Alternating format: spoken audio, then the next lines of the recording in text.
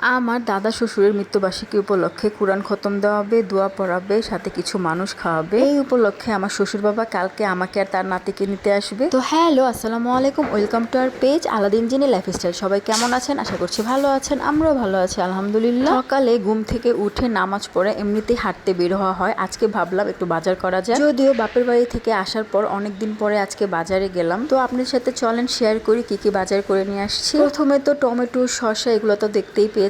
এখন হচ্ছে আটা খুলছিলাম। এটা ছিল খোলা আটা, 45 টাকা করে কেজি।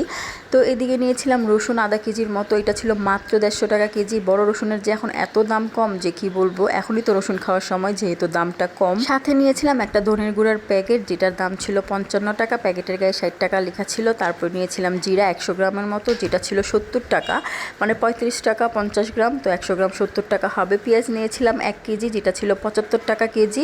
আর পেঁয়াজগুলো একটা একটা করে বেছে এনেছি। সাথে নিয়েছিলাম আলু 2 কেজি, মাত্র 30 টাকা, কারণ 15 টাকা কেজি আলুর দামটা অনেক কমে গিয়েছে। সাথে বিকেলের নাস্তার জন্য নুডলস নিয়ে আসলাম। দাম কমের মধ্যে এই নুডলসটা বেস্ট আমার কাছে মনে হয়। তো আপনারা কে কে ট্রাই করেছেন জানাতে পারেন। সাথে নিয়েছিলাম 1 কেজি পোলার চাল, যেটা ছিল খোলা, মানে চিনি গুঁড়া পোলার চালটা, যেটা মেবি 130 টাকা নিয়েছে। সাথে নিয়েছিলাম ভাতের চাল। ভাবলাম বাজারে যেহেতু গিয়েছি আর রিক্সা ভাড়া দিয়ে যেহেতু আসতেই হবে, তো চালটা একবারে নিয়ে যাই। কালকে রাতেই ভালো মানুষ 3 কেজি আলু এনেছে। আমি ভাবলাম আরো 2 কেজি নিয়ে যাই, 5 কেজি পুরো মাস চলে যাবে। এদিকে পেঁয়াজ নিয়েছিলাম 1 কেজি, আগের অল্প কয়েকটা ছিল, তো লাগলে আবার আনা হবে, কারণ 1 কেজি অলরেডি বাটা পেঁয়াজ আমি রেখেছিলাম ফ্রিজে। তো আপনাদের একটা টিপস দেই, যাদের রান্না করে সানসেট আছে, মানে সানসেট মানে এটারই তো সানসেট বলে, যাই হোক, সানসেট এরকম করে বস্তা বিছিয়ে, মানে সালার বস্তা বিছিয়ে এরকম আলু পেঁয়াজ রসুন সংরক্ষণ করতে পারেন অনেক দিন। এরকম ছালার বস্তাতে ছড়িয়ে রাখলে পেঁয়াজ রসুন যাই বলেন না কেন অনেক দিন ভালো থাকে। তো আপনারাও কিন্তু ট্রাই করতে পারেন। আমাদের যেহেতু ছোট সংসার, এই কয়টা জিনিসই 1 মাস চলে যাবে। দেখা যাবে যে এরকম ছড়িয়ে না রাখলে নষ্ট হয়ে যায়, পচে যায় অনেক সময়। বাজারে যাওয়ার আগে ফ্রিজ থেকে নামিয়ে গিয়েছিলাম লাল মুরগিটা, যেটা আমি আমার বাপের বাসা থেকে আসার সময় নিয়ে আসছিলাম। কাটাকাটি করে নিয়ে, যেহেতু ফ্রিজে আগের ফার্মের মুরগির মাংস আছে, ওইগুলোই আগে শেষ করেছি। কালকে যেহেতু বাবা আসবে, আর বাবার এমনি তো লাল মুরগি অনেক পছন্দ, ভাবলাম ফ্রিজ থেকে নামিয়ে যাই, এসে কাটাকাটি করে পিস পিস করে রেখে দিব, যাতে কাজটা এগিয়ে যায়। আম্মু চেয়েছিল মুরগিটা আস্ত রান্না করে জামাইকে দিয়ে দেবে, কিন্তু আমি বলেছি না, আস্ত দিয়ে দেন, কারণ যেহেতু আমাদের ছোট সংসার, এখানে মুরগিটা রান্না করলে অনেক দিন ধরে খেতে হবে। আর মুরগি বারবারে গরম করে খেতেও কিন্তু ভালো লাগে না। গরুর মাংস কিন্তু এমনিতে বারবার গরম করলে স্বাদ বাড়ে, কিন্তু মুরগির মাংস